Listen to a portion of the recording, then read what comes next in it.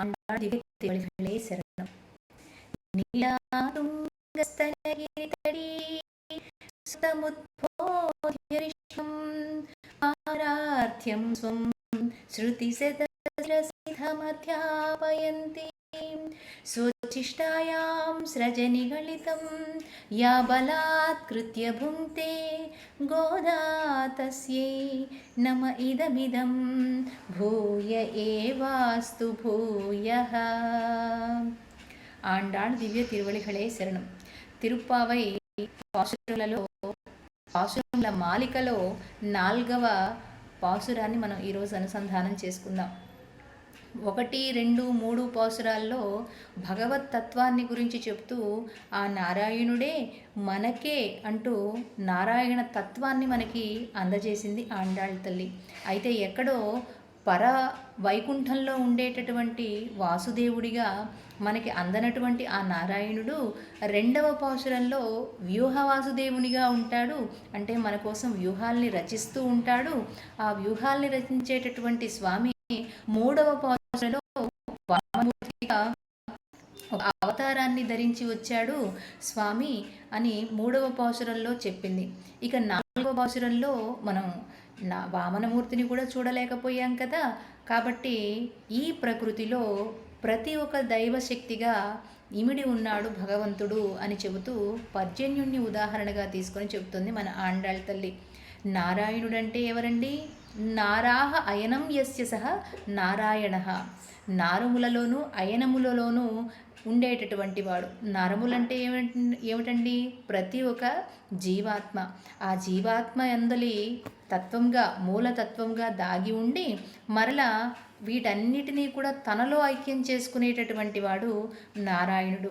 ఆ నారాయణుడే మనకే అంటూ మొట్టమొదటి పాసురంలో పరని ఇచ్చేటటువంటి వాడు, ఆ పరమ పురుషార్థాన్ని ఇచ్చేటటువంటి వాడు అని చెప్పి ఈ లోకంలో ప్రతి ఒక్కరూ కూడా ఈ వ్రతాన్ని ఆచరించవచ్చు, అంటే భగవంతుణ్ణి చేరుకోవచ్చు, భగవత్ కైంకర్యాన్ని చేసుకోవచ్చు అని తెలియజేస్తూ 3వ పాసురంలో భగవంతుణ్ణి సేవించడం ద్వారా మనకి కలిగేటటువంటి శుభ ఫలితాలు ఏమిటి? అష్టైశ్వర్యాలతోటి, భోగభాగ్యాలతోటి, సిరి సంపదలతోటి తొలతూగుతాం మనము అని 3వ పాసురంలో చెప్పింది. అలా ఉన్నటువంటి భగవంతుడు మన కోసమై పర్జన్యుడి రూపంలో కూడా వచ్చాడు అని ఇందాకే మనం చెప్పుకున్నాం. అంతటా వ్యాపించి ఉన్నటువంటి పరమాత్మ వర్షదేవుడిలో మాత్రం ఉండడా చెప్పండి. కాబట్టి మనం భగవంతుణ్ణి సేవిస్తే చక్కగా పాడి పంటలు ఉంటాయి అని 3వ పాసురంలోనే ఆ శుభ ఫలితాన్ని గురించి వివరించింది కదా. మనం ఏదైనా వ్రతం చేయాలి అని అంటే పూర్తిగా అయిపోయిన తర్వాత కానీ దాని ఫలశ్రుతి ఉండదు. కానీ అమ్మవారు మనకి 3వ పాసురంలోనే ఫలితం గురించి చెప్పేసింది. మరి ఇంత అద్భుతమైనటువంటి ఫలితాన్ని అందుకోవలసినటువంటి మనం భగవంతుణ్ణి సేవించి ఆ వర్షాది దేవత అయినటువంటి ప్రకృతిలో ఉన్నటువంటి ప్రతి అంశాన్ని కూడా మనం సేవించుకుంటూ ఉంటాం కదండి. అది హిందువుల యొక్క గొప్పతనం. భగవత్ తత్వం అంతటా నిండి ఉన్నది అనేటటువంటి జ్ఞానం మనలో ప్రతి ఒక్కరికి ఉండబట్టే చెట్టుని పుట్టని ప్రతి ఒక్కదాన్ని కూడా మొక్కుతాం. ఎందుకంటే భగవంతుడే అన్నిటా నిండి ఉన్నాడనేటటువంటి జ్ఞానంతో. అలా భగవంతుని సర్వస్వాన్ని మనకి ఇచ్చేటటువంటి అంత దయార్ద్ర హృదయుడు కదా. కాబట్టి ఆయన నామాన్ని పాడి అని ఆండాళ్ తల్లి చెప్తూ ఉంటే ఆ నామాన్ని పాడటం ద్వారా మనకి ముమ్మార్లు వర్షం పడుతుంది అన్నారు కదా.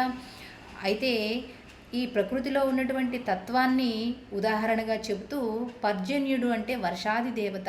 ఆ వర్షాది దేవత యొక్క అనుగ్రహం మాకు ఎలా కావాలి అని అడుగుతున్నారంటే ఆనాడు గోకులంలో చేసినటువంటి వారంతా కూడా గోపికలందరూ కూడా భగవంతుని సేవించుకుంటూ ఓ పర్జన్య మాకు వర్షం ఇలా పడాలి, అలా పడాలి, ఇలా పడితే మాకు చక్కటి ధాన్యం లభిస్తుంది, అలాగే నువ్వు నీ యొక్క ఔదార్యాన్ని చూపించు, పూర్తిగా ఎక్కడా కూడా లోభత్వాన్ని చూపించకు అంటూ పాసురాన్ని చెబుతున్నారు మన ఆండాళ్ తల్లి. సరే, ఒక్కసారి పాసురాన్ని అనుసంధానం చేసుకుందాం. ஆழிமழை கண்ணா ஒன்று நீ கைகரவேல் ஆழியுள் புக்கு முகுந்து கொடார்த்தேரி ஊழி முதல்வன் உருவம் போல் மெய்கருத்து பாளியந்தோளுடை பற்பநாபன் கையில் ஆழிபோல் மின்னி வலம்புரி போல் நின்றதிரின்று தாழாதே சார்ங்க முதைத்த செரமலை போல் வாழ உலகினில் பெய்திடாய் நாங்களும் மார்கழி நீராட మగిళిందేలో రింబావాయ్. ఆళిమళై కన్నా అంటోంది చూడండి. పర్జన్యుడు వర్షాది దేవత, ఆయన్ని అడుగుతోందనమాట, ఓ పర్జన్య, ఆళిమళై కన్నా, నీ గంభీర స్వభావం కలిగి వర్షాన్ని అందించు. ఆ అందించేటప్పుడు లోభత్వాన్ని ఎక్కడా కూడా కనబరచకు, పూర్తిగా సమృద్ధిగా అందించు స్వామి. నీ ఔదార్యాన్ని పూర్తిగా చూపించు, ఏమాత్రం తక్కువ కాకుండా. ఆళి ముగుందు కొడార్తేరి, ఆళియులంటే ఆ నడి సముద్రంలోకి వెళ్ళి నీటిని గ్రహించి పైకి వెళ్ళి ఎత్తుగా వెళ్ళాలట. ఎక్కడో ఆకాశంలోకి పైకి వెళ్ళి మేఘం వర్షించాలి అని చెప్తోంది. పర్జన్యుడు అంటే ఏమిటి? మేఘం, నీలి మేఘం, వర్షాది దేవత. ఏం చేస్తుంది? నీలి మేఘంగా ఏర్పడటానికి ఏమిటి ముందు దానిలో ఉన్నటువంటి మూలం అనంటే, మనకి సూర్యరశ్మి కారణంగా సముద్రంలో ఉన్నటువంటి నీరు ఆ మేఘం గ్రహించి అది నిండుగా మారిన తర్వాత మళ్ళా సూర్యరశ్మి కారణంగానే వర్షిస్తుంది. ఆ సూర్యుడు ఎవరండి? సాక్షాత్తు పరమాత్మే. ఆ పరమాత్మ యొక్క అనుగ్రహం చేత నీలి మేఘం ఎట్లా ఏర్పడుతుందో ఆ మేఘం ఏర్పడటానికి కావలసినటువంటి విషయాన్ని ఇక్కడ చెప్తోంది మన ఆండాళ్ళ తల్లి. ఓ పర్జన్య అంటే ఓ నీలి మేఘమా, నువ్వు వర్షించాలి అనుకుంటే ఏదో కొద్ది నీటిని గ్రహించి అలా మాకు వదులుదామని కాదు. ఏం చెయ్యాలి? సముద్రం మధ్యలోకి వెళ్ళి ఆళియుల్ పుక్కు ముగుందు కొడు ఆర్తేరి, పూర్తిగా గ్రహించి ఆ నీటిని ఆర్త్ ఏరి అంటే గర్జించి మళ్ళా ఆ ఆకాశాన్ని ఉవ్వెత్తున అక్కడికి చేరాలి సుమా. వెళ్ళి మళ్ళీ కొంత ఎత్తు నుంచే పడితే కొన్ని ప్రాంతాలు మాత్రమే వర్షం పడుతుంది. బాగా ఎత్తుకు వెళ్ళి పడితే అన్ని ప్రాంతాలకి చక్కటి వర్షం కురుస్తుంది. కాబట్టి ఆర్త్ ఏరి బాగా గర్జించి ఆకాశాన్ని అంటి పైకి వెళ్ళి ఊళి ముదల్వన్ ఉరువం పోల్, మళ్ళీ ఆగాగాగు వెంటనే కురిసేస్తామేమో, అలా కాదు, చక్కగా ఉరమాలి, మెరవాలి, ఉరుములతో మెరుగులతో కూడినటువంటి వర్షాన్ని మాకు ఇవ్వాలి అని చెప్పడం అనమాట. ఊళి ముదల్వన్, ఆ కాలాతీతుడైనటువంటి నారాయణుడు, ఉరువం పోల్ ఆయన యొక్క దివ్యమంగళ స్వరూపం వలె, మెయ్కరుత్తు ఆయన శరీరం వలె నీటిని అంతా గ్రహించి, స్వామి ఛాయ ఏమిటి అండి? స్వామి యొక్క దివ్యమంగళ స్వరూపం నీలిమేఘఛాయుడు కదా. స్వామి యొక్క శరీరాన్ని మేఘంతో పోల్చడం కాదు, ఈ మేఘానికే స్వామి యొక్క ఆకృతి రావాలి అంటోంది మన ఆండాళ్ళ తల్లి. అంత చక్కటి వర్ణన మన ఆండాళ్ళు తప్ప మరెవరూ చేయలేరు. నీలిమేఘాన్ని పోలినటువంటి స్వామి శరీర ఛాయ అంటారు కాదు. ముందు విత్తు నుంచి ఆ మొలకొస్తుందా, మొలక నుంచి విత్తు వస్తుందా అనటానికి ముందు గింజ కావాలి కదండి. విత్తు వస్తేనే దాని నుంచి మొలక వస్తుంది, మళ్ళీ అది తిరిగి మళ్ళీ మొలకెత్తుతుంది. సరే, ఇలా అసలైనటువంటి మూలమైనటువంటి పరమాత్మనే మనకి ఇక్కడ ఆండాళ్ళ తల్లి చెబుతూ, స్వామి యొక్క ఛాయ ఎట్లా అయితే ఉంటుందో నీలి వర్ణంలో వర్ణంలోకి నువ్వు చేరాలి. ఆ వర్ణంలోకి నువ్వు చేరాలి అంటే నీటిని పూర్తిగా గ్రహించాలి. ఆ తర్వాత గ్రహించిన తర్వాత ఎత్తుకి వెళ్ళి వర్షించాలి. ఆ వర్షించేటప్పుడు పాళియంతోళుడై పర్పనాభన్కయిల్, పాళియంతోళుడై అంటే విశాలమైనటువంటి సుందరమైనటువంటి భుజాలు కలిగినటువంటి పర్పనాభన్, ఆ పద్మనాభుని చేతిలో ఉందే ఆళిపోల్ చక్రాయుధం, ఆ చక్రాయుధము వల్లే మిన్ని వలంబొరిపోల్, స్వామి చేతిలో ఉండేటటువంటి పాంచజన్యము వలె, శంఖం వలె ఉరమాల్ట, చక్రము వలె మెరవాల్ట. మిన్ని వలంబురిపోల్, మిన్ని ఆకాశంలో చక్కగా ప్రకాశించి, వలంబురిపోల్ పాంచజన్యం వలె ఊరిమి, నిండ్రదిరిండ్రు అక్కడ నిలిచి ఉరమాల్ట కాసేపు.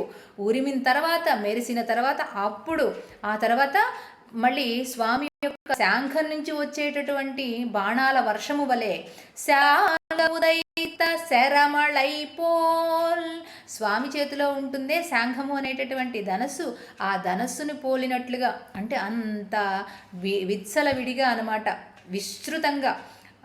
ఉదయిత శరమళిపోల్, బాణవర్షము వలె, మా స్వామి ధనుస్సు నుంచి వచ్చేటటువంటి బాణవర్షము వలె విస్తృతంగా రావాలి సుమా, విస్తారంగా కురవాలి సుమా. వాళ్ళ ఉలఘనిల్, దీనివల్ల లోకమంతా కూడా సుఖించేటట్టుగా, సుభిక్షంగా ఉండేటట్లుగా. పెయిదిడాయ్, వర్షించుమా ఓ పర్జన్య అంటూ. నాంగళం, వీళ్ళు మార్గశీర్ష స్నానవ్రతం ఆచరిస్తున్నారు కదా, ఆ వర్షానికి కావలసినంత నీరు మాకు సమకూర్చు. మార్గళి నీరాడ మగిళిందు, మేమందరం కూడా ఆనందించేటటువంటి నీటిని మాకు అందించి మా వ్రతాన్ని సంపూర్ణం చేయుమా. మార్గళి నీరాడ మగిళిందు ఏలోరింబావాయ్, ఇది కదా మన వ్రతం, ఇట్లా కదా మన వ్రతం చెయ్యాలి అంటూ స్వామి యొక్క భగవత్తత్వాన్ని వివరిస్తూ ఆండాళ్ తల్లి ఈ 4వ పాశురంలో పర్జన్యుణ్ణి ఉదాహరణగా చేసుకొని చెబుతుంది. భగవంతుడంటే మొట్టమొదటి రోజే తెలుసుకున్నాం, భగములు కలిగినటువంటి వాడు. ఆ షడ్గుణ ఐశ్వర్యములు ఎందుకు వచ్చాయి అంటే ఆయనకి కొన్ని కళ్యాణ గుణములు ఉన్నాయండి. ఆ లక్షణాలని బట్టి స్వామికి అంత శక్తి ఉంది అని మనం తెలుసుకుంటాం. ఏమిటా అష్టైశ్వర్యములు, కళ్యాణ గుణములు అంటే స్వామి సర్వజ్ఞత్వాన్ని కలిగి ఉంటాడు. అంటే ఆయనకి అన్నీ తెలుసు, ఎవరు ఎక్కడ ఉన్నారు, ఏం చేస్తున్నారు అన్నీ కూడా తెలుసుకుంటాడు ఆయన. ఆయనకి సర్వశక్తిత్వం ఉంది, ఏదైనా సరే చూడగలడు, ఎక్కడి నుంచి అయినా కూడా చూడగలడు. తర్వాత సర్వనియామకత్వం ఉంది, అన్నిటినీ కూడా నియమించగలడు. ఈ ప్రకృతిలో ఉన్నటువంటి ప్రతి ఒక్క శక్తిని కూడా నియమించే శక్తి ఆయనకు ఉంది. తర్వాత సర్వనియామకత్వం, అన్నిటినీ కూడా నియమించేటటువంటి శక్తి. సర్వశేషిత్వం అంటే ప్రతి ఒక్కదాన్ని తయారు చేసి దాన్ని వినియోగించుకునేటటువంటి శక్తి. మనలాంటి జీవాత్మలు కూడా తాను నియమిస్తేనే వచ్చినటువంటి వాళ్ళం, తన కోసమే వచ్చినటువంటి వాళ్ళం. ఈ జ్ఞానం మనకి తెలియక ఈ భూమి మీదకి రాగానే ఎన్నో మళ్ళీ అనుకుంటూ మనం కాలక్షేపం చేస్తున్నాం తప్ప మనకి భగవంతుడి నుంచి వచ్చాము అనేటటువంటి విషయం మనకి తెలియడం లేదు. ఇక 5వది సర్వజగత్ రక్షణత్వం, అంటే ఈ సర్వ జగత్తుని కూడా రక్షించేటటువంటి తత్వాన్ని కలిగినటువంటి వాడు భగవంతుడు. ఆ భగవత్ తత్వాన్ని తెలుస్తూ మరి అంతటి తత్వం మన కోసమే ఒక విగ్రహాన్ని తాల్చి వచ్చింది అని విభవావతారాల్లో మనకి చెప్పినప్పటికీ కూడా ఆ విభవావతారాలను కూడా మనం చూడలేకపోయాం కదా. అందుకని ఇంకా మనకి మనం అనుకునేటటువంటి అక్షామూర్తి స్వరూపంలో వచ్చాడని 5వ పాసురంలో చెప్పబోతోంది. జై శ్రీమన్నారాయణ. ఆండాళ్ దివ్య తిరువళిகளே శరణం.